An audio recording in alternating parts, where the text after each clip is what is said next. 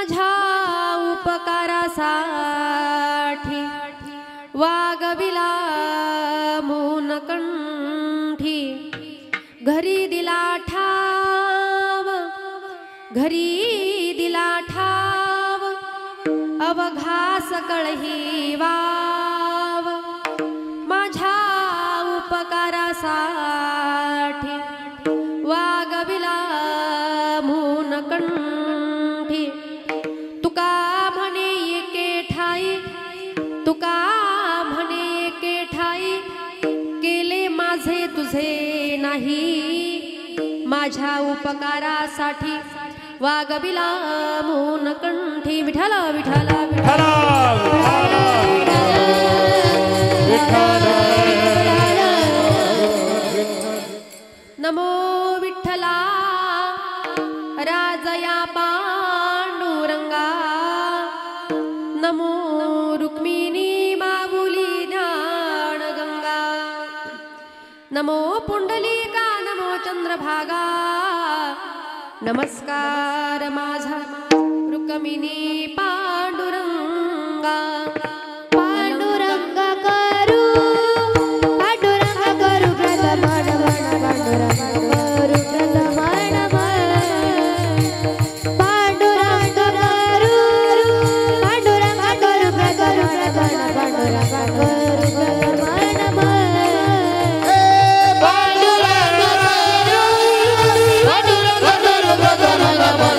प्रथमण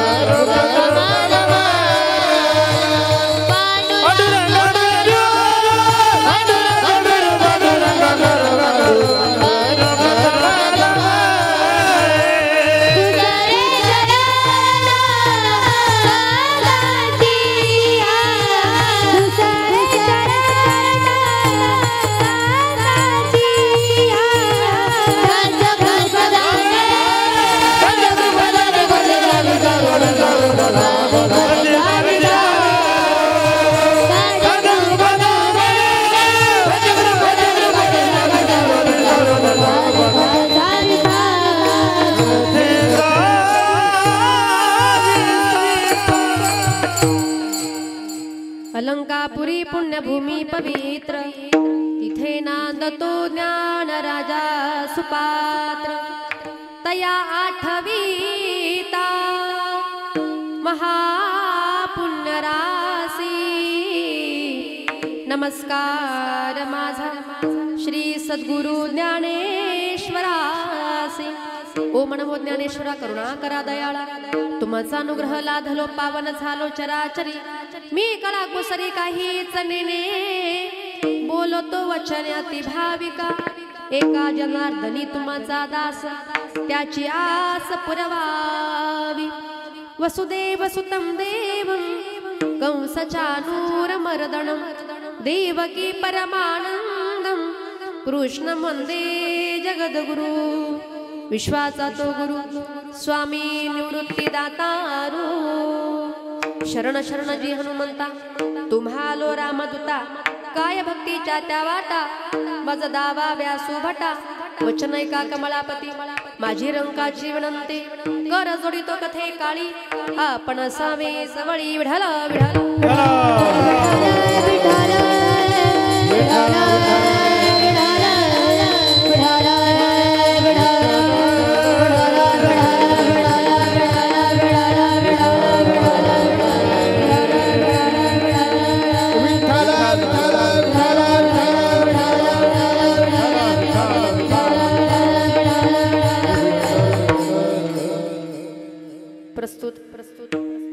अभंगाला सुरुवात करण्यापूर्वी थोडासा परिहार द्यायचा तो असा आज या ठिकाणी कैलासवासी परम आदरणीय परम श्रद्धेय परम पूजनीय मातोश्री कैलासवासी गंगा भागीरथी गीताबाई भीमाजी कातोरे खरं तर आई साहेबांचं आज या ठिकाणी प्रथम पुण्यस्मरण आहे आणि त्याच्या निमित्तानं तुम्ही आम्ही सर्वजण नातेवाईक आप्तेष्ट मित्र परिवार परिपाहुणे सगळे सोयरे मंडळी आपण सर्वजण आज या ठिकाणी ह्या कार्यक्रमासाठी जमलेले आहात तसेच आई साहेबांच्या पशामध्ये जो काही संपूर्ण परिवार आहे त्यांचे सुपुत्र या ठिकाणी श्रीमान बाळासाहेब भीमाजी कातोरे सुनबाई आहे सौभाग्यवती पुष्पाताई बाळासाहेब कातोरे, त्यांच्या मुली आहेत सौभाग्यवती आशाबाई बबन चौधरी, सौभाग्यवती शकुंतला आनंदराव वागचौरे, सौभाग्यवती लताबाई भाऊसाहेब पवार, सौभाग्यवती शारदा भाऊसाहेब करपे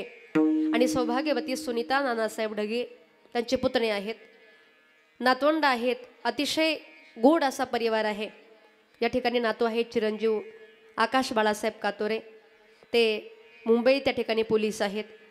अतिशय गोड असा हा त्यांचा परिवार चिरंजीव सौरभ बाळासाहेब कातोरे. आणि या परिवारामधून खरं तर आईसाहेबांचं जाणं या ठिकाणी झालं आणि खरं तर आईसाहेबांच्या जाण्यानं या कातोरे कुटुंबावरती दुःखाचा आघात कोसळला. पण हे परमेश्वरा, आमची आई आज आमच्या घरामध्ये नाही. आमच्या ह्याच आईसाहेबांना सद्गती प्राप्त होण्याकरता, मोक्षप्राप्ती होण्याकरता आज या परिवारानं अतिशय गोड असं कीर्तनरूपी सेवेचं नियोजन आज या ठिकाणी केलेलं आहे. ज्यांच्या माध्यमातून कार्यक्रमासाठी मला संपर्क झाला आदरणीय बाळासाहेब दादा, तसेच माझे गुरुवरी आदरणीय हरिभक्त परायण विठ्ठल महाराज वागचौरी यांच्या गुरुकृपेने माझे वडील कैलासवासी भानुदास महाराज गजे यांच्या पवित्र स्मृतीला अभिवादन करून महाराज मंडळी, वारकरी मंडळी, तुम्हा सर्वांच्या चरणी नतमस्तक होते. मस्तक हे पायावरी, मस्तक हे पायावरी, मस्तक हे पायावरी, मस्तक हे पायावरी, वारकरी संतांचिया, वारकरी संतांचिया, वारकरी संतांचिया, वारकरी संतांचिया, वारकरी संतांचिया, वारकरी संतांचिया, मस्तक हे पायावरी, वारकरी संतांचिया, वारकरी संतांचिया, मस्तक हे पायावरी, वारकरी संतांचिया, वारकरी संतांचिया.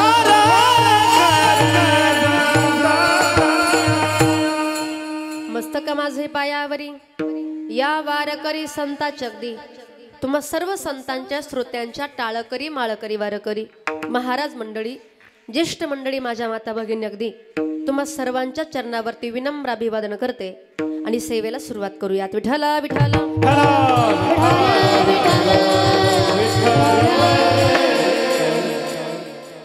प्रस्तुत प्राप्त प्रसंगी प्राप्त स्थळी कीर्तनरूपी सेवेसाठी निवडलेला भंग संत सम्राट, वैराग्याचे मूर्तिमंत पुतळे, वारकरी संप्रदायाचे कळस, विश्ववंदने श्रीमंत तुकोबाराया.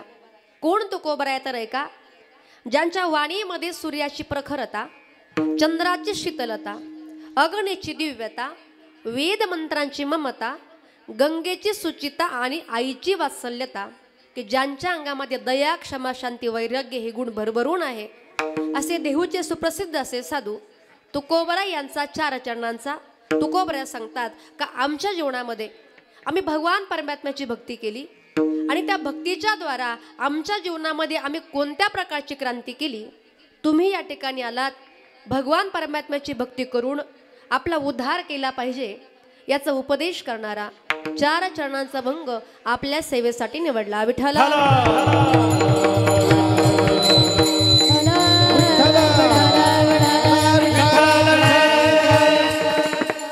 कैलासवासी, ज्या आई साहेबांच्या निमित्तानं कीर्तनासाठी आपण जमलेला आहात, त्या आई साहेबांना आपल्या मधून जाऊन गेली 1 वर्ष झालेलं आहे. सांगेल तुम्हाला की ज्याच्या जीवनामधली आई गेली त्याच्या जीवनामधला सुखाचा सागर अटला आणि ज्याच्या जीवनामधला बाप गेला त्याच्या जीवनामधला सुखाचा समुद्र अटला. माय बाप केवळ काशी, तेने न जावे तीर्थासी. स्वतः तुकोबरे म्हणतात का आई वडील म्हणजे आपलं काशी तीर्थक्षेत्र आहे.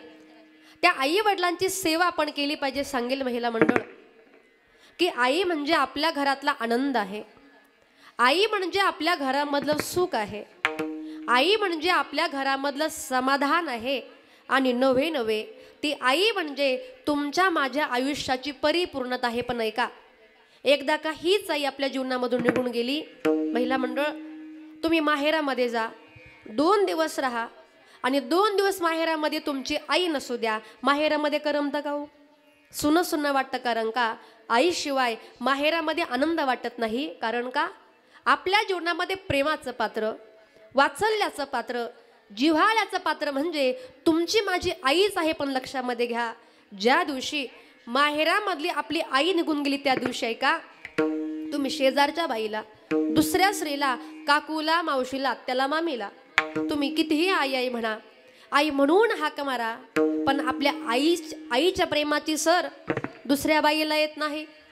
आई आई करीते आई कोणीच होईना, माझ्या आईची गसर शिजे नारीला येईना. आई आई करीते आई सुखाचा सागर, निळ्या आभाळा ये बढा तिच्या मायेचा पदर. आई आई करीते आई साखरेचा खडा, तोंडात घालते गोड झाल्या दात दाढा. आई आई म्हणायला किती गोड वाटतं. आई हा शब्द ऐकायला किती गोड वाटतं मायबाप. पण ज्या दिवशी जीवनामधली आई निघून जाते ना, मात्र त्या दिवशी आपल्या आईसारखं प्रेम या जगामध्ये पुन्हा कुठेच मिळू शकत नाही. खरं तर ह्या आईसाहेब परिवारामधून निघून गेल्या. अतिशय शेवटच्या क्षणापर्यंत बाळासाहेब दादा असतील, खरं तर त्यांच्या त्या ठिकाणी पत्नी असतील पुष्पाताई, अतिशय सेवा या ठिकाणी आईंची केली. अतिशय शेवटच्या क्षणापर्यंत आईला जपलं, आईची सेवा केली. पण दुःखाचा आघात त्या परिवारावरती कोसळला आणि एक आई ह्या परिवारामधून निघून गेली. आता आईच्या पश्चामध्ये आईंच्या मुली आहेत. सांगेल तुम्हाला मी, जेव्हा केव्हा रक्षाबंधन असेल, दिवाळी असेल, आता दिवाळी जवळ आली, भाऊबीज असेल, जेव्हा ह्या मुली आपल्या माहेरामध्ये येणार, पुन्हा कधीच आपली आई आपल्या माहेरात दिसणार नाही. कारण का आई अशा गावाला निघून गेल्यात का पुन्हा परत कधीच आपल्या घरामध्ये येणार नाही. असं म्हणतात ना की डोंगराच्या आड सूर्य जातो, डोंगराच्या आड सूर्य जातो पण तो पुन्हा दिसतो. पण मातीआड गेलेली आई आता घरामध्ये कधीच येत नाही. गेली दुरी दिगंतरा, पुन्हा येणे नाही घरी. विजला हो नंदा दीप, कशी जाऊ मी मंदिरी. लाडकी माझी आई, वाट पहा ती कैवारी.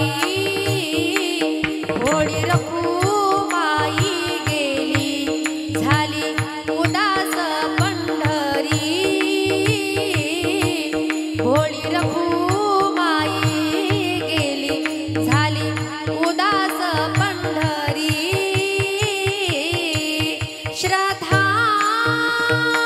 श्रद्धांजली देता थरथरे माझी काया. राहू दे रे माझी आई मोक्षपदी देवराया. राहू दे रे माझी आई मोक्षपदी देवराया. खरं तर या परिवाराची एक भोळी रखुमाईस आज आईच्या रूपानं तुमच्या आमच्यामधून निघून गेली. पण हे परमेश्वर, आमच्या आईनं आमच्या परिवारासाठी काबाड कष्ट केले, परिश्रम केले, अतिशय गोड असा आमचा परिवार घडवला. पण या परिवारामधून आई निघून जाणं ही शोकांतिका आहे. सांगेल तुम्हाला, ज्या दिवशी सुखाचा प्रसंग असू द्या, तुम्ही मोठे व्हा, नातेवाईक येतात, आप्तेष्ट येतात, सगळे सोयरे येतात, भाऊबंद येतात. पण लक्षामध्ये घ्या, ज्या दिवशी तुम्हाला खरी गरज आहे, ज्या दिवशी तुमच्या आमच्यावरती खरा दुःखाचा डोंगर कोसळला, त्या दिवशी आपल्या कामासाठी येते ती कोण असते हो? आई बिन माया विश्वात नाही, आई बिन माया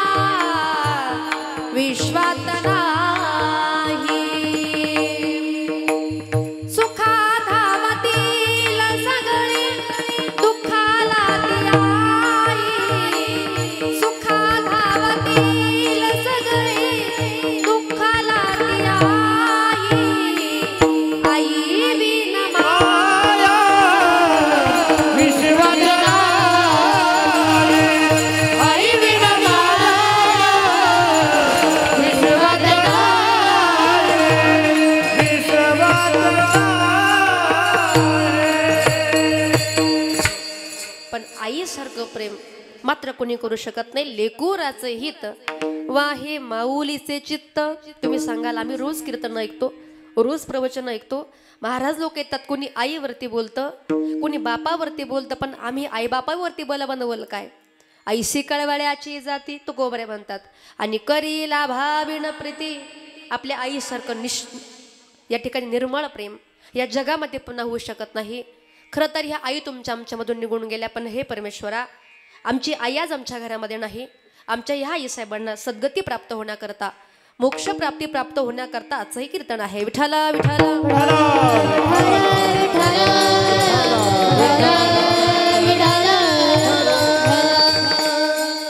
न लगे मरावे ऐसा ठाव दिला देवे. अभंग तुकोबऱ्यांचा आहे. तुकोबऱ्या सांगतात न लगे मरावे, आम्हाला मारावं लागत नाही. आता याच्या उलट आहे का, तुम्ही आम्ही या ठिकाणी जन्माला आलात, आपण जन्माला आलेला आहात, आपला मृत्यू रोखता येऊ शकत नाही. तुम्ही असं कधी ऐकलंय का हो? काही एखादा व्यक्ती जन्माला आला आणि अजून तो मेलाच नाही असं ऐकलंय का? प्रत्येकाला मारावं लागतं.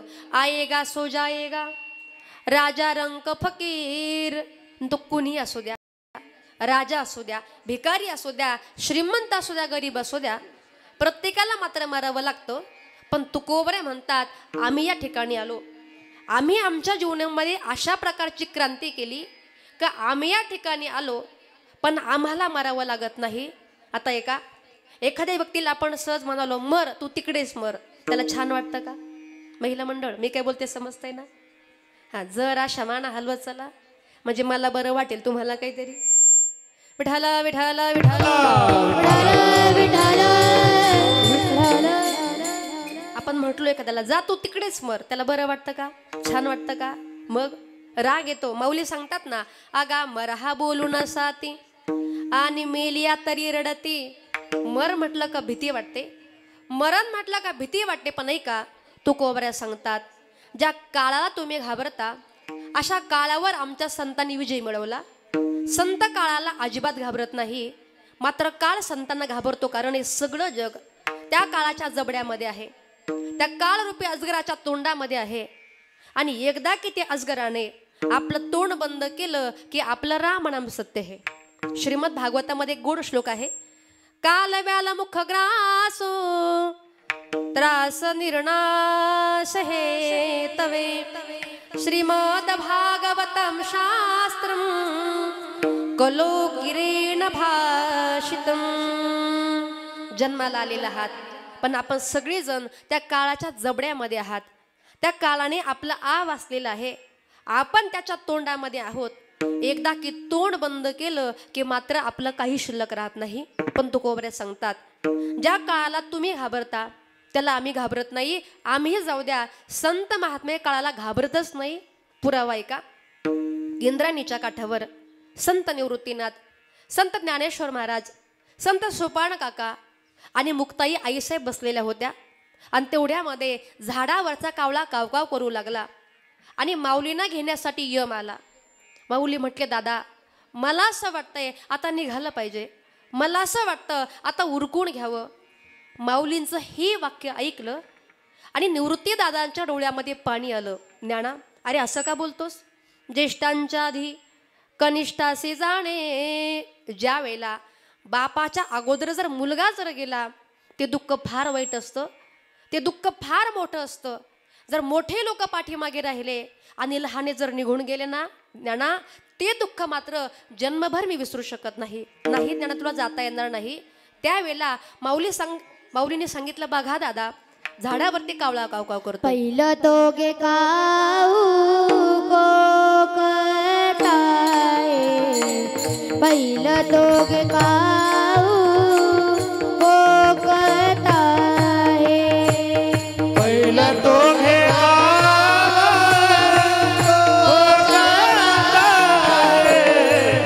पहिलं तो घे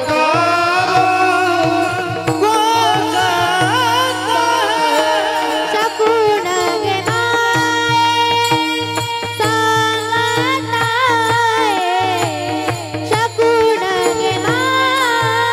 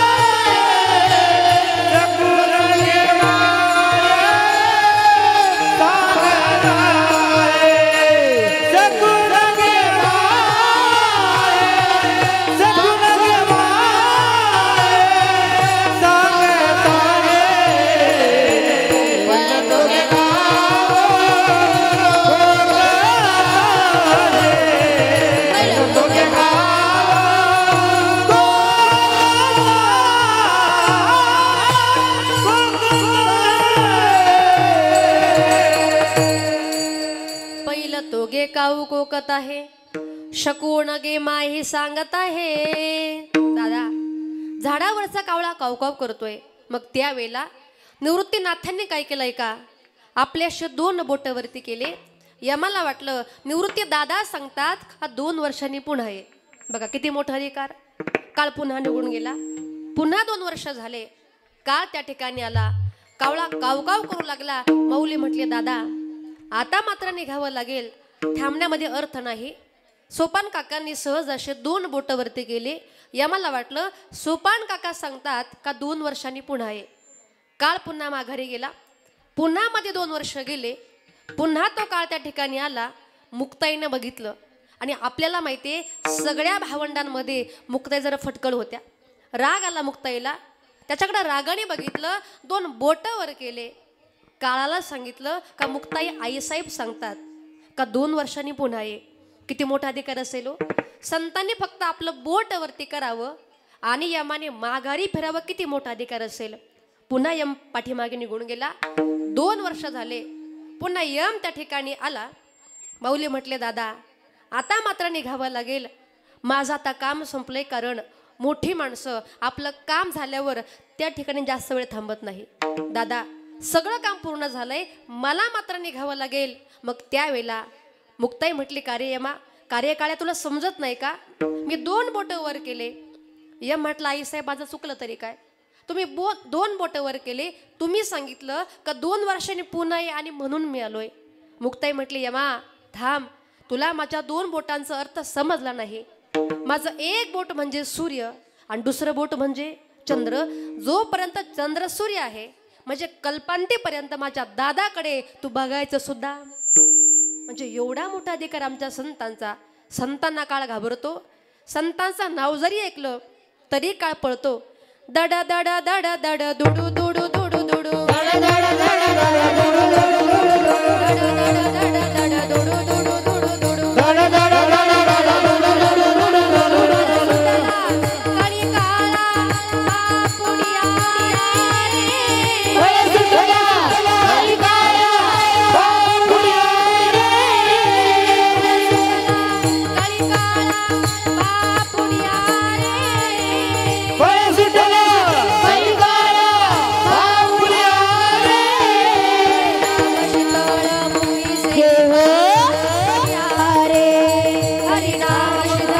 मुखी सेविता गाडिया रे हरिनाम मुखी सेविता गाडिया रे हरिनाम मुखी सेविता गाडिया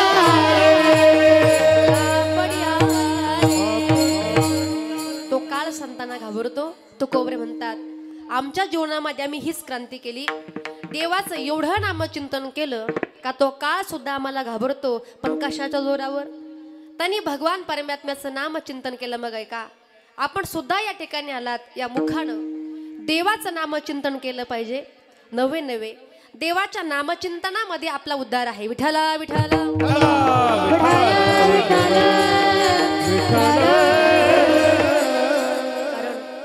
ज्या देवाचं नाव आपण घेताना त्या देवाचं नाव किती गोड आहे. अमृताहुनी गोड नाम तुझे देवा. आता मला सांगा, अमृत माहिती ना, अमृत अमृतपेक्षा गोड काय आहे? देवाचं नाव आहे. पण मला सांगा आपलं झालंय असं, जे गोड आहे ना ते कडू लागतं. बरोबर काय सांगते? जे गोड आहे ना ते कडू लागतं आणि जे कडू आहे ते कसं लागतं? गोड लागतं. माऊली ज्ञानेश्वरीमध्ये गोड सांगतात. विष विषयाचा पडी पडू गोड परमार्थ लागे कडू कडू कडू विषय तो जीवासी जाहला. देवाचं नाव फार गोड आहे. पण देवाचं नाव जरी गोड असलं, आपण 24 तास देवाचं नाव घेतो का? म्हणजे जे गोड आहे ते कडू लागतं. आणि मला सांगा पुरुष मंडळ, दारू कशी आहे? नाही बिंदास बोला, कशी आहे? काले गृहस्थ म्हटले बरी ताई जरा. मग कशी आहे? कडू आहे. बरोबर, दारू कडू आहे. पण ती कशी लागते? गोड लागते. एकाची बायको नवऱ्याला फार त्रास द्यायची. नवरा फार वैतागला बरं का महिला मंडळ. आणि त्यानं रागाच्या भरामध्ये काय केलं, आपल्या बायकोला बुजभर दारूच पाजली. काय केलं? रागाच्या भरामध्ये बायकोला बुजभर दारूच पाजली, तिनं तर पिली. ती म्हटली का हो हे किती घाणे म्हटली, किती खराब आहे म्हटली, हे थू थू करायला लागली, तोंड वाकडा करायला लागली. तो म्हटला का ग तुला आज कळलं का, एवढं मोठं दुःख मी रोज कसं पचवित असेल म्हटलं. विठाला विठाला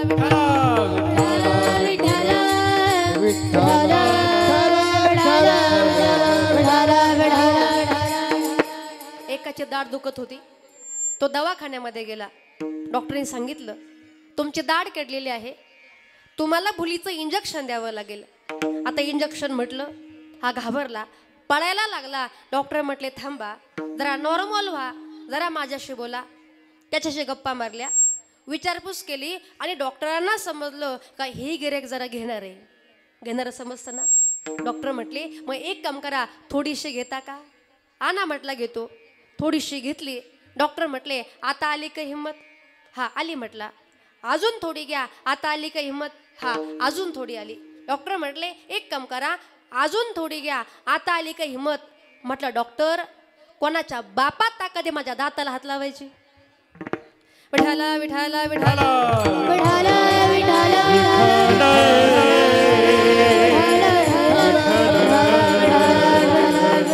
पण सांगायचा मुद्दा आहे का जे कडू आहे ते मात्र गोड लागतं. देवाचं नामचिंतन नुसतं गोडच नाही तर आहे का, देवाच्या नावात ताकद किती.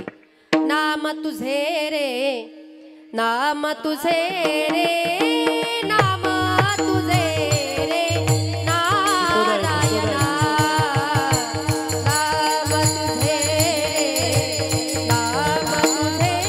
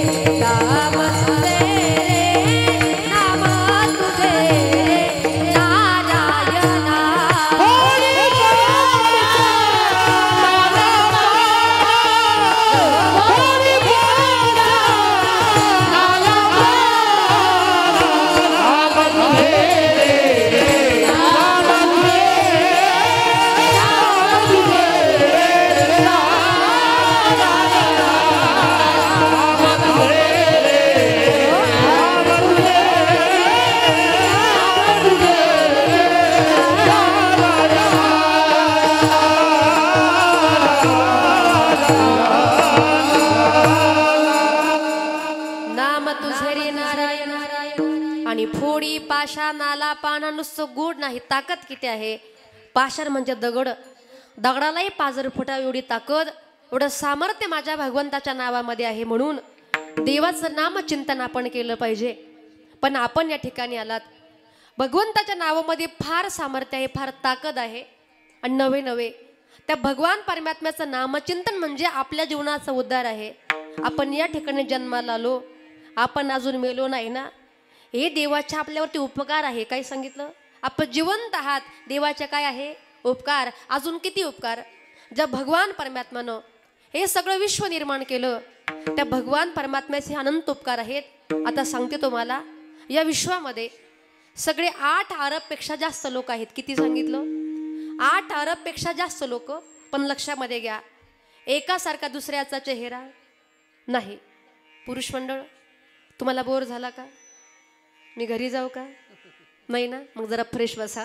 काय सांगितलं, 8 अरबपेक्षा जास्त लोक आहे. मग एकासारखा दुसऱ्याचा चेहरा नाही, एकासारखं दुसऱ्याचं नाक नाही, एकासारखी दुसऱ्याचे डोळे नाही, एकासारख्या दुसऱ्याचं तोंड नाही, आणि एकासारखे दुसऱ्याचे दात नाही.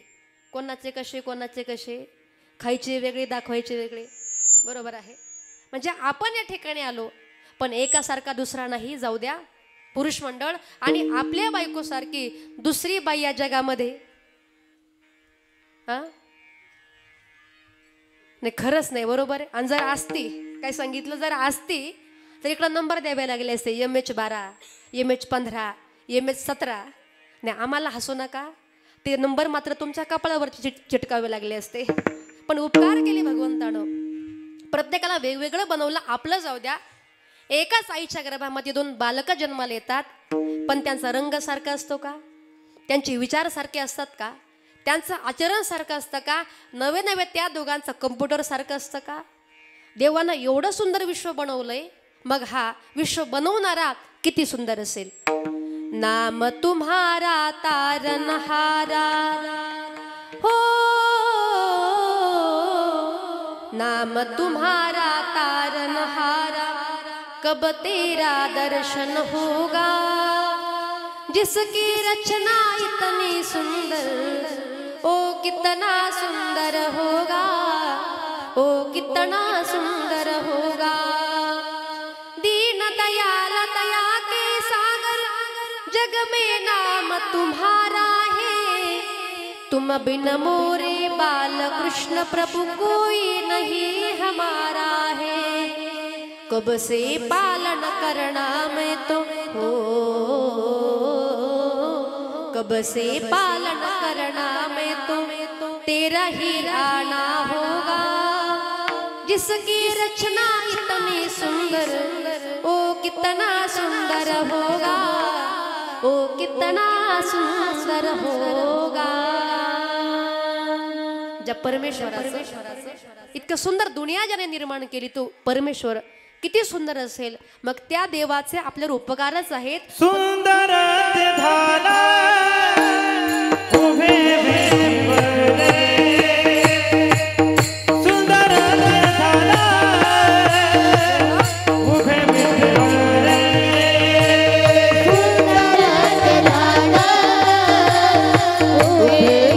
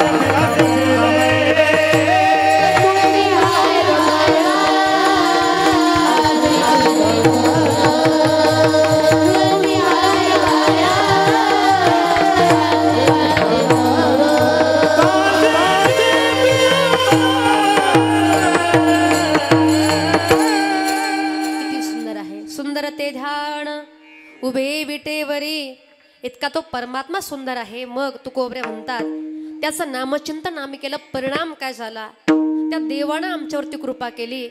आम्ही या ठिकाणी आलो पण आम्हाला मरावं लागत नाही. लक्षामध्ये घ्या, तुकोबरे म्हणतात आम्हाला मरावं लागत नाही. याचा पुरावा सांगते. ज्या वेळेला देहू गावामध्ये माझे तुकोबरे रात्रंदिवस परमेश्वराचं नामचिंतन करत होते. फार नामचिंतन केलं देवाचं. दिन रजनी हासी धंदा, गोविंदाचे पोवाडे, देवाचं नामचिंतन केलं. देवाला त्या ठिकाणी काळजी वाटली की अरे माझा तुकाराम माझं किती नामचिंतन करतोय, तुकोबांना आपण काहीतरी दिलं पाहिजे. त्यावेळेला तुकोबरे म्हणतात आम्ही एवढं नामचिंतन केलं का जगाचा मालक, विश्वाचा बाप दुपारी 12 वाजता गरुडावर बसून कुठे आला होता? देहू गावामध्ये. कशासाठी? तर आम्हाला घेण्यासाठी, याजसाठी केला होता अट्टहास. शेवटाचा दिवस गोड व्हावा. आम्ही एवढं नामचिंतन केलं का जगाच्या मालकानं, विश्वाच्या पित्यानं आम्हाला घेण्यासाठी यावं. एवढा मोठा आमचा अधिकार पण आहे का? ज्या वेळेला देव तुकोबांना घेण्याकरता आले, देव गरुडावरती बसून आले होते. तुकोबऱ्या सांगू लागले, ये ओ विठ्ठले माझे माऊली, निढळावरी कर ठेवणे वाट मी पाहे, देवा वाट मी पाहे. ये ओ विठ्ठले माझे माऊली, आता देव आले, पण कशावर बसून आले? गरुडावरती बसून आले. आता लक्षामध्ये घ्या, गरुड म्हणजे काय साधा सुद्धा पक्षी नव्हता. त्याची उंची 25 फूट होती आणि त्या गरुडावरती देव बसलेले होते. देवानं तुकोबांना असा हात केला, पण गरुडाची उंची जास्त असल्यामुळे माझ्या तुकोबऱ्यांना देवाकडे जाताच येईना. मग त्या ठिकाणी ज्या यमाला आपण घाबरतो, यम त्या ठिकाणी आला, खाली वाकला. माझ्या तुकोबाने काय केलंय का, त्या यमाच्या डोक्यावरती पाय ठेवला आणि सदेह वैकुंठाला गेले. जगा काळ खाय आम्ही माथा दिला पाय. तुकोबरे म्हणतात, आम्ही कसं वैकुंठाला गेलो? मरण कशाला म्हणतात? या शरीराला जीवाने सोडणं याला काय म्हणतात? कारण आत्मा कधी मरत नाही. नैनम छंदंती शस्त्राणी नैनम दहती पावकः. आत्मा जो आहे, आपला जीव आहे, तो कधी मरत नाही. मरता आपलं शरीर. तुकोबरे म्हणतात, मरणं म्हणजे शरीराला जीवाने सोडणं. आम्ही या ठिकाणी आलो, पण आमच्या शरीरानं आमच्या जीवाला सोडलंच नाही. आमच्या शरीरासगट, आमच्या आत्म्यासगट आम्ही सदैव वैकुंठाला गेले. आणि म्हणून तुकोबरे म्हणतात, पुरावा सांगतो का आम्हाला मरावं लागत नाही. अभंगाचे पहिले चरण. न लगे मरावे, न लगे मरावे, न लगे मरावे, न लगे मरावे, न लगे मरावे, न लगे मरावे, न लगे मरावे, न लगे मरावे.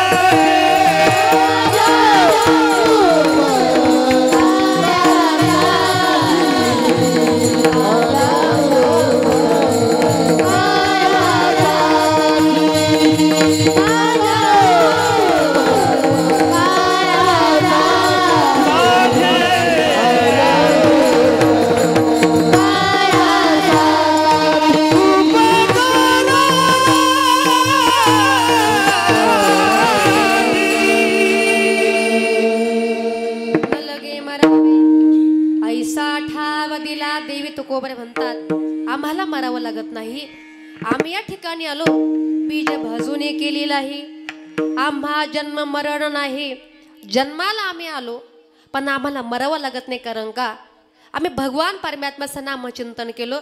इतकं सुंदर मुख दिले या मुखानं. देवाचं नामचिंतन केलं पाहिजे. मुखाचं दुसरं कर्तव्य, या मुखाने आपण चांगलं बोललं पाहिजे. ज्ञानेश्वरीमध्ये माऊली सांगतात, साचा निमवाळा मी तुले आणि रसाळा, शब्द जैसे कल्लोळ अमृताचे. साचपणे बोललं पाहिजे, मवाळपणे बोलले पाहिजे. पण ज्या दिवशी या जगाशी आपण खोटा व्यवहार कराल, त्या दिवशी जग सुद्धा आपल्याशी कसा व्यवहार करणार आहे? कारण जैसी करणी वैसी भरणी, जशाच तसं. ज्या दिवशी जगाशी खोटा व्यवहार केला का ते जग सुद्धा आपल्याशी व्यवहार खोटा करणार.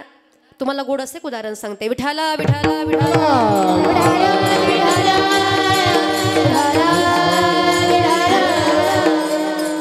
एका गावामध्ये एक श्रीमंत असा गृहस्थ होता आणि त्याच गावामध्ये एक असा फुकटचा खाणारा होता. फुकटचा खाणारा कळतो का तुम्हाला? म्हणजे काही काही लोकांना सवय असते, सकाळी एकदा की आंघोळ झाली मग रामराव काय चाललंय? अहो चहा चाललाय, या ना चहा प्यायला. काय शामराव काय चाललंय? अहो नाश्ता करतोय, या ना नाश्ता करायला. का लगेच जायचं? म्हणजे असे काही काही लोक असतात, त्याला काय म्हणतात? का फुकटचं खाणारे. आणि अशा त्या गावामध्ये एक फुकटचा खाणारा होता. तो काय करायचा, बरोबर लोकांचा जेवायचा टाईम झाला का दारामध्ये जायचा. मग काय चाललंय तुमचं? घरचे लोक म्हणायचे काय नाही आमचं जेवण चाललंय, मग या ना जेवायला. का लगेच जेवायला जाऊन बसायचा. आणि त्याच गावामध्ये प्रकार असा घडला का एक दिवस त्या श्रीमंताच्या घरी गेला. त्याची बायको, तो श्रीमंत त्या ठिकाणी जेवत होता आणि तेवढ्यामध्ये हा फुकटचा खाणारा गेला. म्हटलं काय हो साहेब, अहो काय चाललंय? साहेब म्हटले जेवण चाललंय, या ना जेवायला. आता याला तेवढंच पाहिजे होतं. लगेच गेला, आतमध्ये बसला. आता घर श्रीमंताचं होतं, बेत जरा बऱ्यापैकी होत्या, 4-5 भाज्या होत्या, सुंदर अशी पक्वान्न होती. मग याच्या मनामध्ये असा विचार आला का रोज गावामधलं एक घर घेण्यापेक्षा रोज मात्र श्रीमंताच्या घरीच आपण जाऊ म्हटलं. त्या ठिकाणी ठरलं. त्या ठिकाणी ते जेवण करण्याकरता बसले का लगेच निघायचा आणि त्यांच्या घरी जेवण करण्यासाठी जाऊन बसायचा. असे 7-8 दिवस गेले. पूर्ण आठवडा निघून गेला. श्रीमंताची बायको मालकीनबाई फार वैतागल्या. म्हटली का हो रोज तो फुकट्या येतो, म्हटली फुकटचं खातो, उद्यापासून आपल्या घरामध्ये त्याला मी काही जेवण देणार नाही, अजिबात देणार नाही. म्हटली मग काही करा. तो म्हटला अगं आपण त्याला म्हणू शकत नाही, पण आपण उत्तम असा एक प्लॅन करू.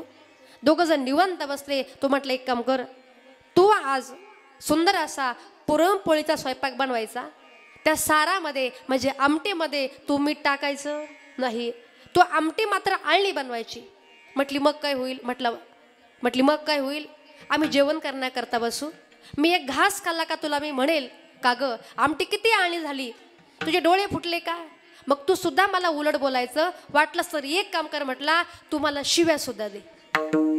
तिनं विचार केला कधी देता येत नाही, आता चान्स भेटतो तर देऊन घेऊ म्हटली. काय हरकत नाही म्हटली. ठरलं त्या ठिकाणी. पुढचा सगळा प्लॅन त्या ठिकाणी झाला. संध्याकाळची वेळ झाली. सुंदर असा पुरणपोळीचा स्वयंपाक त्या ठिकाणी बनवला. तेवढ्यामध्ये फुकटा आलं. म्हटलं काय हो साहेब, अहो काय करताय? काय नाही जेवण करतोय, या ना जेवायला. तेवढंच पाहिजे होतं. घरामध्ये आला, जेवण करण्यासाठी बसला. ताटं वाढण्यामध्ये आली.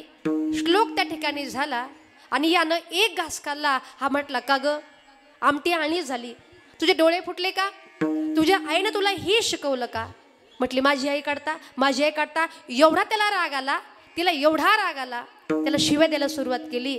तो म्हटला का ग तू मला उलट बोलतेस का?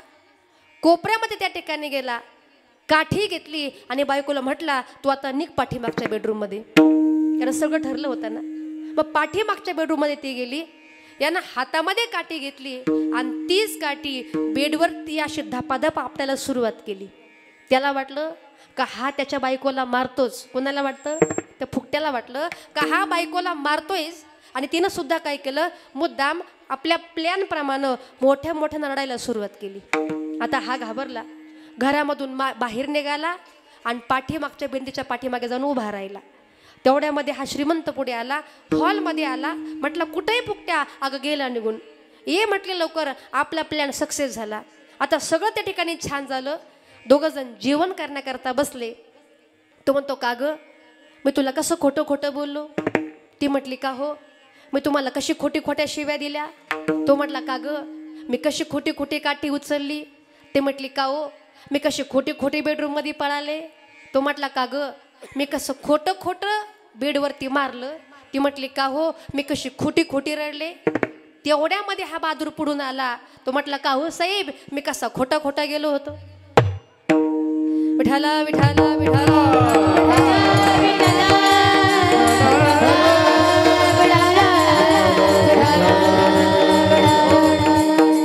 पण सिद्धांत असा आहे का ज्या दिवशी या जगासोबत आपण खोटा व्यवहार करणार, त्या दिवशी जग सुद्धा आपल्याशी खोटा व्यवहार म्हणून तुकोबऱ्या सांगतात का आपण या ठिकाणी आलो. सुंदर वाणी दिली.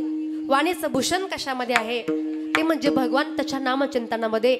आम्ही भगवान परमात्म्याचं एवढं नामचिंतन केलं का त्या भगवान परमात्म्यानं आमच्यावरती उपकार केला. कुठला उपकार? माझ्या उपकारासाठी आणि वागविला म्हणून कंठी. अभंगाचं दुसरं चरण आहे. असा देवानं कुठला उपकार केला? तुकोबरे म्हणतात आम्ही या ठिकाणी आलो, आम्ही अमर राहिलो, आम्हाला मरावं लागत नाही. हा भगवंताचा आमच्यावरती उपकार आहे. मरण माझे मारून गेले, मजा केले आम्हाला, मजा केले आम्हाला, मजा केले आम्हाला. माझे मारून गेले, मजा केले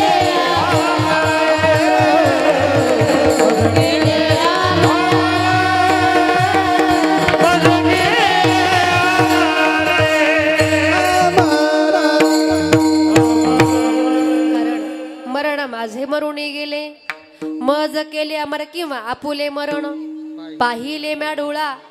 कारण आमचं मरण आम्ही आमच्या डोळ्यांनी बघितले. याचा अर्थ काय?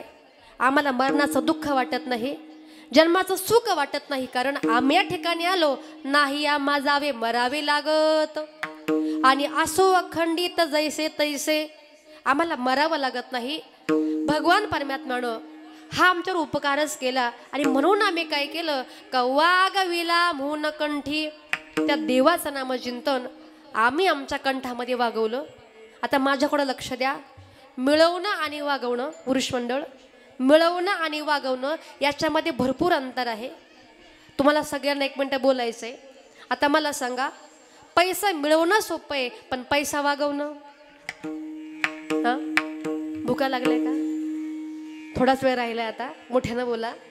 पैसा मिळवणं सोपं आहे पण पैसा वागवणं अवघड आहे. श्रीमंती मिळवणं सोपं आहे पण श्रीमंती वागवणं अवघड आहे. बायको मिळवणं सोपं आहे पण बायको वागवणं लईच अवघड आहे. खरंच अवघड आहे. म्हणून लक्षामध्ये घ्या. तो कोवऱ्या म्हणतात तो मिळवला नाही, काय केलं? वागविला म्हणून कंठी. त्याचं नामचिंतन आम्ही आमच्या कंठामध्ये वागवलं. आणि म्हणून देवानं अजून काय केलं पुढे सांगितलंय, घरी दिला ठाव आणि अवघा सकळ ही वाव. त्या देवानं त्याच्या घरामध्ये आम्हाला जागा दिली. आता घर म्हणजे काय?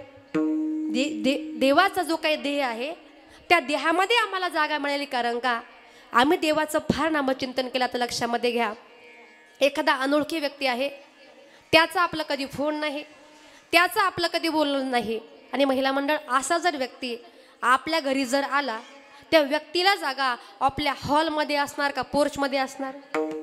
कुठे असणार? पोर्चमध्ये, बरोबर. कारण आपली ओळख नाही, कधी फोन नाही. अशा व्यक्तीची जागा आपल्या हॉलमध्ये.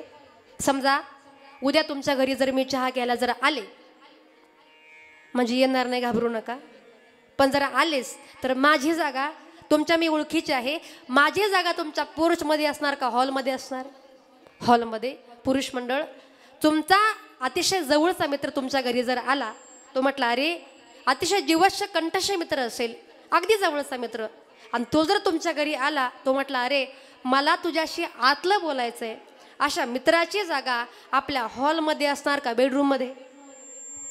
बरोबर, बेडरूममध्ये. मग तुकोबरे पण तेच सांगतात, देवाचं आम्ही प्रेम संपादन केलं, देवाचा विश्वास संपादन केला, आणि परिणाम काय झाला का देवानं त्याच्या घरामध्ये आम्हाला जागा दिली. घरी दिला ठाव आणि अवघा सकळ ही वाव. म्हणून आपण या ठिकाणी आलात, देवाचं नामचिंतन आपण केलं पाहिजे.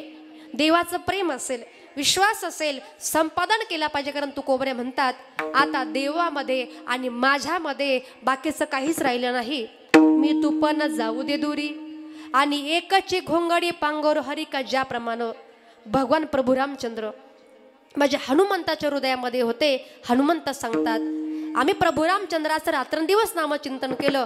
परिणाम काय झाला? तो हनुमंत कुठे आहे? श्रीराम जानकी बैठे मेरे सीने में. श्रीराम जानकी बैठे मेरे सीने में.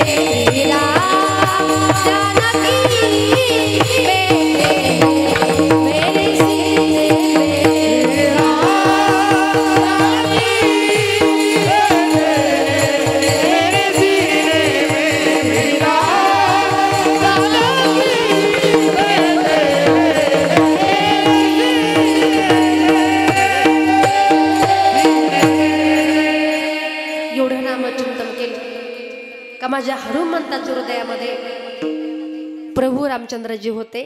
मी तू पण जाऊ दे दुरी एकची घोंगडी पांगर हरी किंवा देव माझा आणि मी देवाचा. तो कोबरे म्हणतात देवामध्ये आणि माझ्यामध्ये आता असं काही उरलंच नाही. त्या भगवंताचं आणि माझं घर आता एकच आहे. अभंगाचे शेवटचे चरण. तुका बडे केटाई आ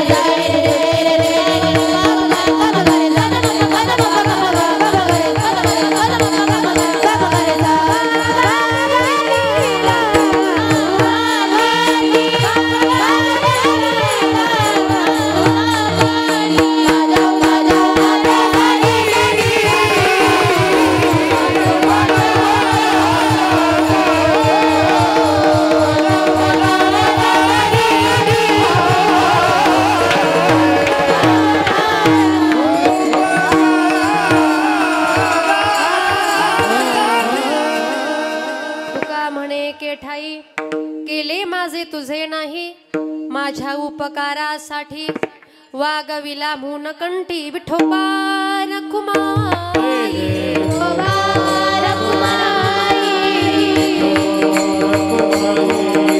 विठोबा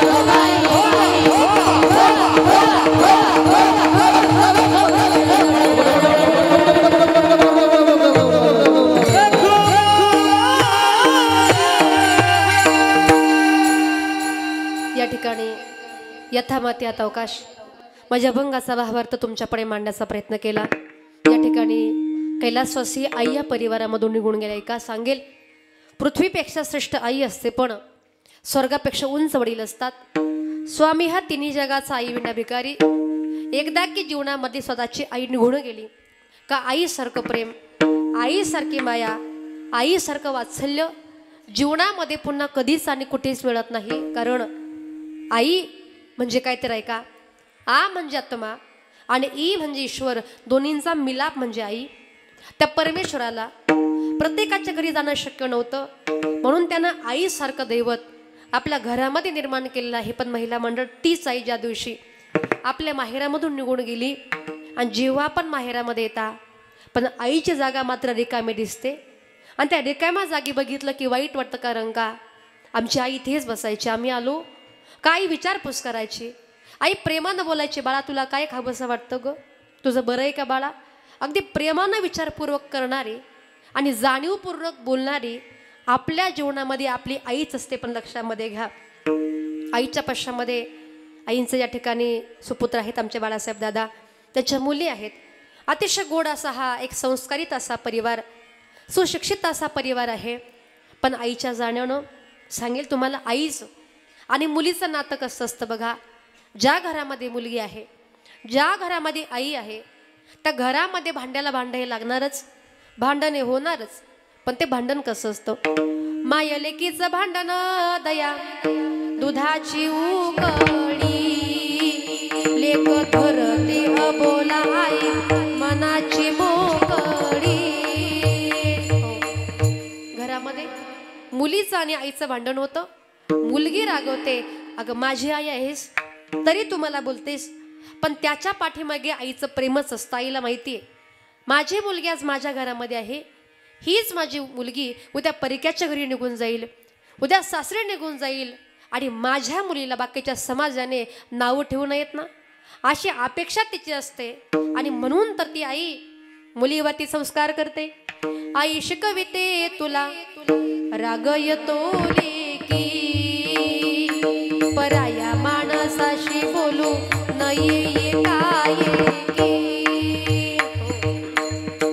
या समाजामध्ये आपण जीवन कसं जगावं, नवे आपण कसं वागावं, चालावं कसं, बोलावं कसं, कपडे घालावे कसे, अशा गोष्टी शिकवणारी आपल्या जीवनामध्ये कोण असते? महिला मंडळ, आपली आईच असते. पण ऐका ना, दिवसामागून दिवस जातात, महिन्यामागून महिने जातात, वर्षामागून वर्षे सरतात आणि छोटीशी मुलगी मोठी होते, उपवर होते, लग्नाची होते आणि आईला भीती वाटते का रे, माझी मुलगी म्हणजे माझं प्रेम आहे, माझी मुलगी म्हणजे माझं काळीज आहे. जोपर्यंत माझी मुलगी माझ्या घरामध्ये आहे ना, माझ्याशी कुणाचे भांडण होऊ दे, मला कुणीही बोलू दे, पण माझी बाजू घेणारी आणि माझ्या बाजूने बोलणारी माझ्या घरामध्ये मात्र माझी लेकच आहे. पण ज्या दिवशी या मुलीचं लग्न जमतं ना, त्या दिवशी आईच्या डोळ्यामध्ये पाणी येतं कर का. माझी आधाराची काठी माझ्या घरामध्ये माझी मुलगीच आहे. माझी मुलगी कायमची ती परक्याची झाली, परघरी निघून चालली. आईला भीती वाटते. पण ऐका, दिवसामागून दिवस लग्नाचा उजाडतो, दुपारचे 12 वाजलेले असतात. ब्राह्मण देवता मंगल अष्टक म्हणतात. ज्या मुलीला तर हाताच्या फोडाप्रमाणे जपलं ती मुलगी लक्ष्मीसारखी बोहोल्यावरती उभी दिसते. त्या मुलीकडं आई बघते आणि आईच्या डोळ्यामध्ये पाणी येतं. पण बघा, आपल्या हिंदू संस्कृतीमध्ये असा रिवाज आहे का ज्या वेळेला मुलीचं लग्न लागतं तेव्हा आई काय करते हो?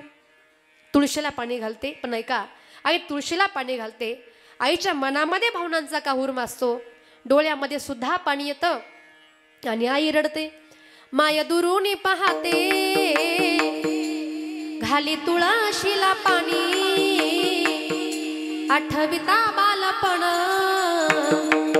अश्रू दाटले नयनी, माया पाझरली तिची डोळे पुसती पदरान, टाका अक्षरा प्रेमान शुभ मंगल सावधान. त्या मुलीच्या लग्नामध्ये आईच्या डोळ्यामध्ये पाणी येतं, आई रडते. याच्यामध्ये काय न बोलो?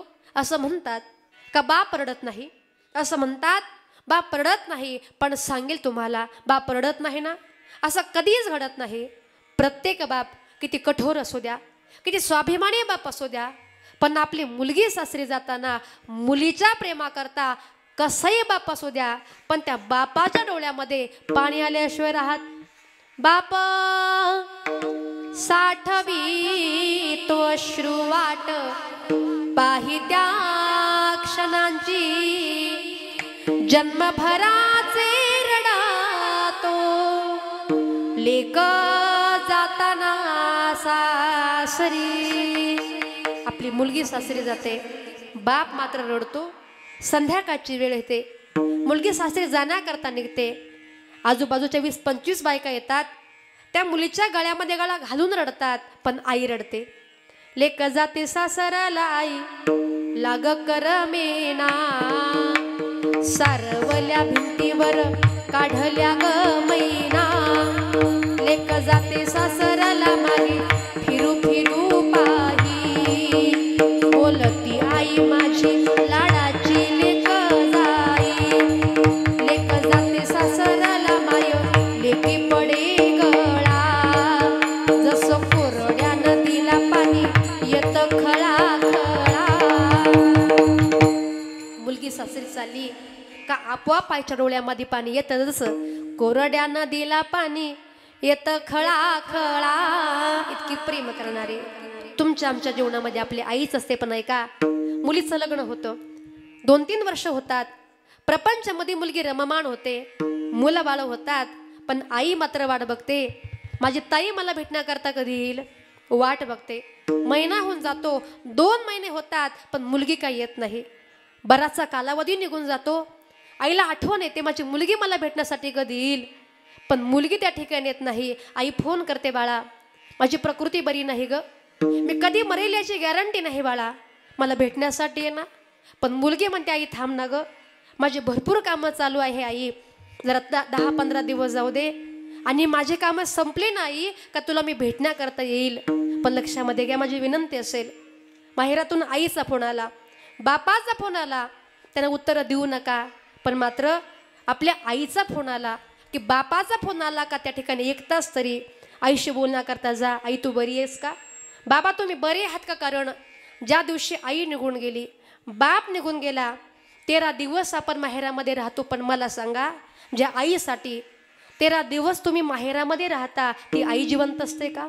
तो बाप जिवंत असतो का? म्हणून आईच्या हाकेला आपण प्रत्युत्तर दिलं पाहिजे, कारण जीवनामध्ये आईसारखं प्रेम जगामध्ये कोणी करू शकत नाही. आणि पण एक आई ह्या परिवारामधून निघून गेली, पण ज्या दिवशी मुलीला आईची त्या ठिकाणी आईला मुलीची फार आठवण येते, मुलगी येत नाही, मग आई रडते आणि काय सांगते, माझ्या जीवाच्या लेकीला आज सांगवा पाठवा, माझ्या व्याकुळ जीवाला माझी मालन भेटवा, नाव लेकीच घेता जात फिरे गरागरा, माझी डोळ पुसणारी लेक गुंतली संसारा, रोज येते सपनात काही बोलतही नाही, भर चैताच्या उन्हात माझी सुकली गजाई, करू लेकीच नशीब माझं कपाळ उघड,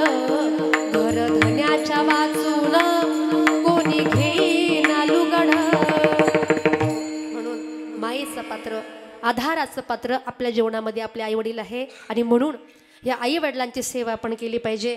या आई ह्या परिवारामधून निघून गेल्या, पण खरंच तर या आई निघून गेल्याने या परिवारावरती दुःखाचा आघात या ठिकाणी कोसळला, दुःखाचा डोंगर या ठिकाणी कोसळला. खरं तर पुष्पाताई असेल, आईसाहेबांच्या मुली असतील, आमचे बाळासाहेब दादा त्यांचे मुलं या ठिकाणी आहेत, म्हणजे आईंचे नातवंड, अतिशय त्या ठिकाणी शेवटच्या क्षणापर्यंत आपल्या आईची सेवा केली.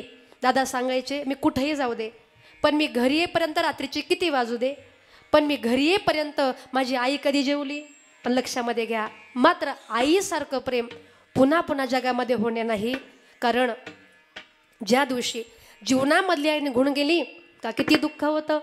सोडून या गेली आई या लेकराला, आई आई आई आई म्हणू मी कुणाला, आई आई आई आई म्हणू मी कुणाला. सोडून या गेली आई, सोडून या गेली आई, आई आई आई आई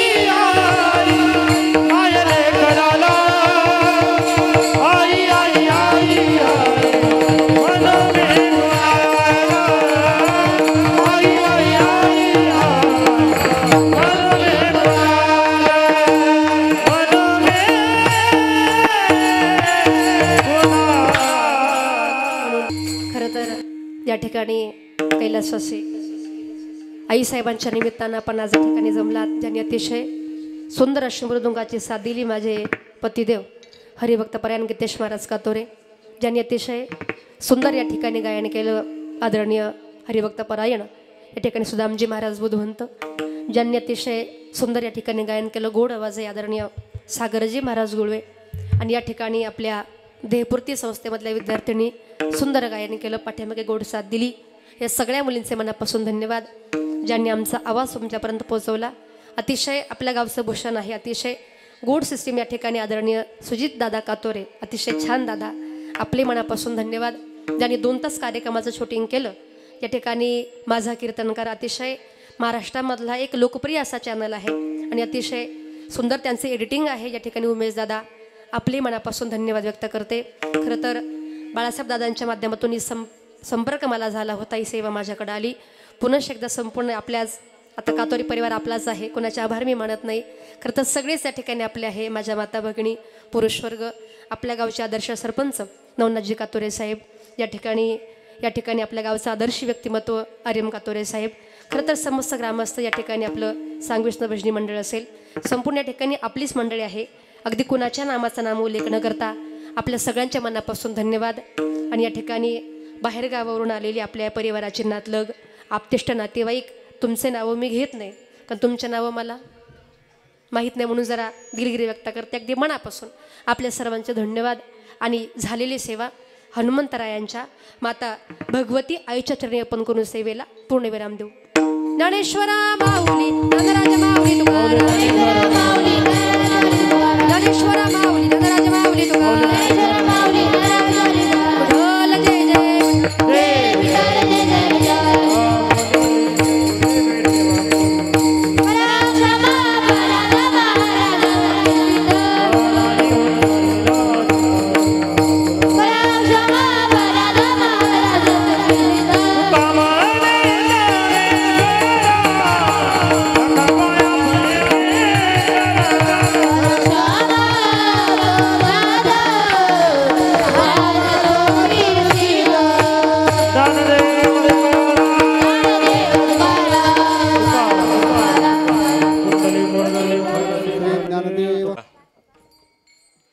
वर्षश्राद्धाच्या कार्यक्रमाच्या निमित्तानं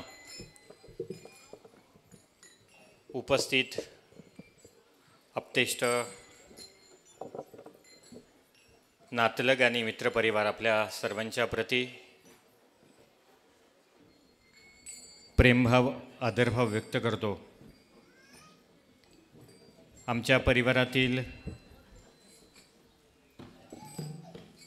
ध्येयपूर्ती वारकरी शिक्षण संस्थेच्या प्रमुख हरिभक्तपरायण सुनीताताई आणि त्यांच्या माध्यमातून या खऱ्या अर्थानं या ठिकाणी झालेली ही कीर्तन सेवा त्या आमच्या परिवारातील असल्याकारणानं त्यांचे आभार मानणं हे उचित नाही, परंतु परिवाराचं भूषण म्हणून खऱ्या अर्थानं संपूर्ण महाराष्ट्रभर आपल्या वारकरी संप्रदायाचा विचार त्या मांडत असतात. आपला बहुमोल वेळ खऱ्या अर्थानं या महाराष्ट्रामध्ये संप्रदायाचा विचार आणि धर्माचा विचार समाजापर्यंत पोचवण्याच्या माध्यमातून त्या तर प्रयत्न करतच आहेत, परंतु ध्येयपूर्ती वारकरी शिक्षण संस्थेच्या माध्यमातून त्यांचं आत्यंतिक आणि मोठं योगदान या ठिकाणी आहे.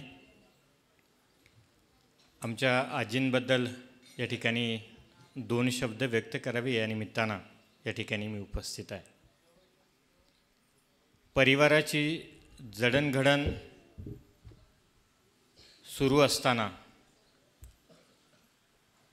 हा परिवार समृद्ध करण्याच्या माध्यमातून आमचे 3 आजोबा आणि त्यांचं पाठीरखण करणाऱ्या ह्या आजी यांनी हा परिवार समृद्ध करण्याच्या माध्यमातून खूप मोठे त्यांचं मोलाचं योगदान आहे.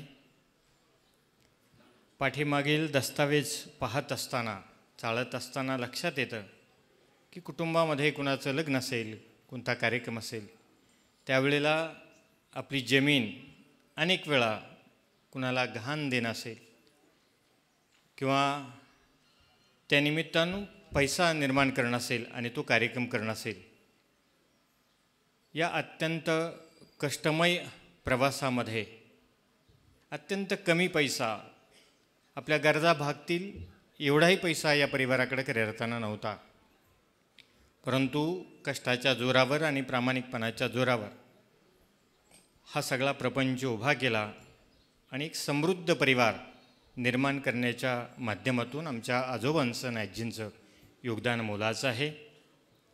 आजींबद्दल मला एकच गोष्ट सांगायची आहे की त्यांचा मृत्यू माणूस जीवनभर कसा जगला याचा सारांश आपल्याला त्याच्या मृत्यूच्या कालखंडामध्ये दिसतच असतो. एक भजन खऱ्या अर्थानं आहे, इतना तू करना स्वामी जब प्राण तन से निकले. शरीरातून प्राण जात असताना काय काय गोष्टी हव्या आहेत त्या भजनामध्ये खऱ्या अर्थानं सांगतायत. माझ्या आजींच्या मृत्यू कालखंड आमचा सगळा परिवार त्यांच्यापाशी बसलेला आहे. त्यांचा मुलगा, मुली, आम्ही नातवंड, पुतणे हे सगळे लोक बरोबर आहेत. आजी विचारतायत आजचा वार कोणता आहे, आजचा दिवस चांगला आहे का. ह्या सगळ्या गोष्टीची शहानिशा होते आणि बोलता बोलता आजी खऱ्या अर्थानं आमच्यातून निघून जात आहेत. असं मरण माझ्या आयुष्यात मी कुणाचं पाहिलं नाही. ते मरण आमच्या आजीच्या वाट्याला आलं.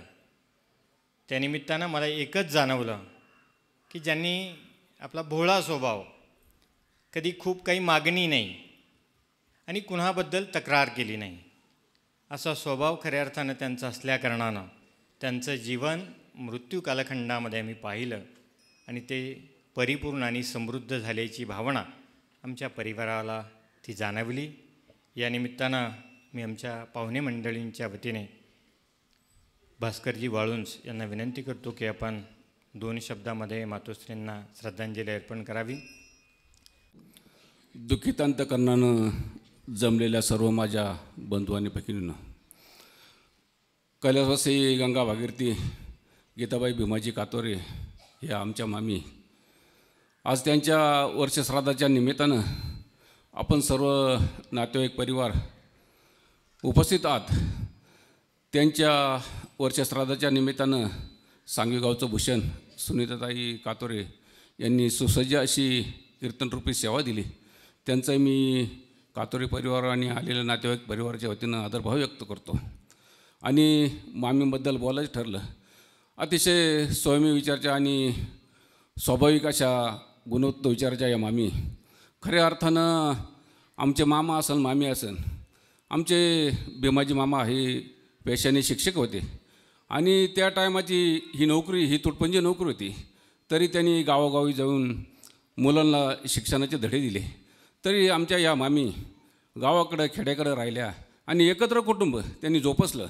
एकत्र कुटुंब उभं करण्याचं काम खऱ्या अर्थानं मामीने केलं. ह्या परिवारामध्ये आमच्या तिन्ही माम्या असतील मामा असतील अतिशय मेहनतीने कष्टाने काळ्या आईची सेवा केली आणि अतिशय हे कातोरी कुटुंब नावा रोपाला आलं. खरंच मामीने त्यांच्या मुली असतील, मुलं असतील, मुलगा असेल, सुनबाई असेल, या सर्वांना प्रेम केलं, नातवंड असतील आणि अतिशय चांगल्या पद्धतीच्या ह्या मामी जीवन जगल्या. खऱ्या अर्थानं बाळू असन, आमच्या भगिनी असन, त्यांनी ह्या मामींची शेवटपर्यंत सेवा केली. त्यांना मी धन्यवाद देतो आणि आलेल्या सर्व नातेवाईक परिवाराच्या वतीनं आणि माझ्या औरंगपूर ग्रामस्थांच्या वतीनं या मामींना अखेरची भावपूर्ण श्रद्धांजली अर्पण करतो आणि थांबतो. रामकृष्ण हरी. उपस्थित शोकाकुल बंधू आणि भगिनींनो, या ठिकाणी आपण एक आदर्श माता स्वर्गीय गंगा भागीरथी गीताबाई भीमाजी कातोरे यांच्या प्रथम पुण्यस्मरणानिमित्त आपण सर्वजण जमलेलो आहोत. या ठिकाणी आपल्या सांगवीच गावचं नव्हे तर आपल्या तालुक्याचं वारकरी संप्रदायाचं भूषण हरिभक्तपरायण कातोरे ताई व आमचे ताईंचे नातू व आमचे परममित्र जालिंदर भाऊ यांनी या मातेचा जीवनगौरव आपल्या सर्वांसमोर विशद केलेला आहे. आणि खरं तर कृतार्थ आणि परिपूर्ण जीवन ही माऊली जगली. खरं तर आपला एक मुलगा बाळासाहेब असतील, त्याचबरोबर 5 मुले असतील, पुतणे असतील किंवा एक आदर्श असा कुटुंब व्यवस्था त्यांनी उभं केली. त्यांना स्वतःबद्दल फार काही अपेक्षा नव्हत्या, परंतु आपलं मुलं मुली पुतणे असतील हे चांगले संस्कारित झाले पाहिजे हा ध्यास त्यांचा कायम होता. आयुष्यभर कष्टमय जीवन जगलं आहे.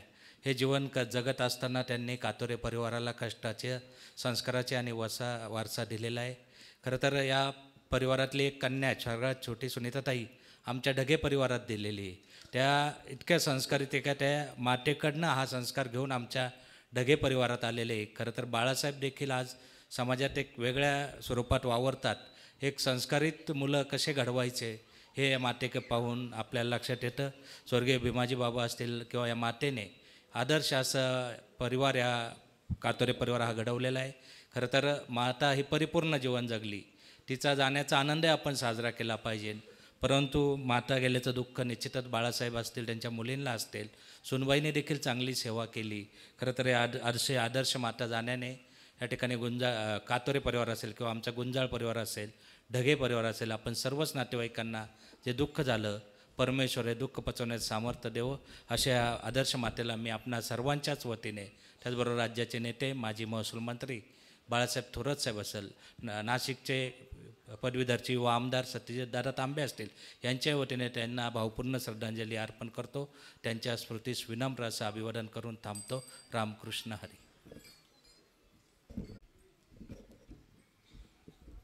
हरिभक्तपरायण सुनीताताई कातोरे, उपस्थित सर्व नातेवाईक, बंधू भगिनी, ग्रामस्थ, एक आदर्श माता,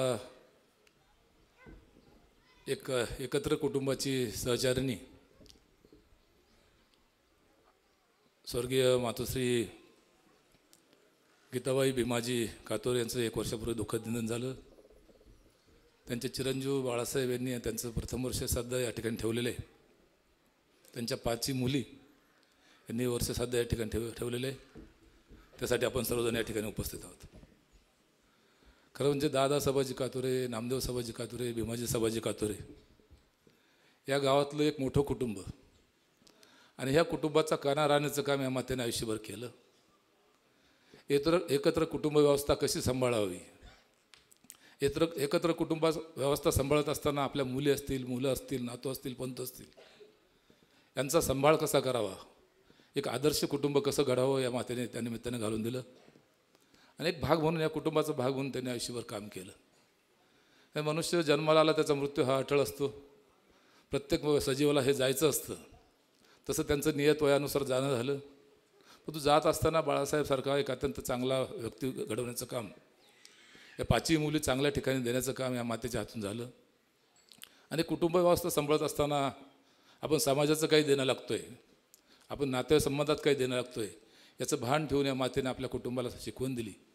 त्याचीच आठवण म्हणून आपण सर्वजण या ठिकाणी उपस्थित आहोत. खरं आई जाणं या ठिकाणी सुनीताताईंनी सांगितलं का तिन्ही जगाचा राजा आई ना भिकारी. आई जेव्हा जाती ती वृद्ध असली, तरुण असली, तर ज्या जाती त्यांना कळत असतं, मुलांना कळत असतं, मुलींना कळत असतं. आईचं दुःख हे निश्चितपणे न विसरण्यासारखं असतं. परंतु त्यांचं नियत वयानुसार जाणं झालं. कुटुंबाने त्यांची आठवण म्हणून या ठिकाणी वर्षश्राद्ध ठेवलेलं आहे. आपण सर्वांच्या वतीनं, सांगवी ग्रामस्थांच्या वतीनं त्यांच्या पवित्र स्मृतीस विनम्र अभिवादन करतो.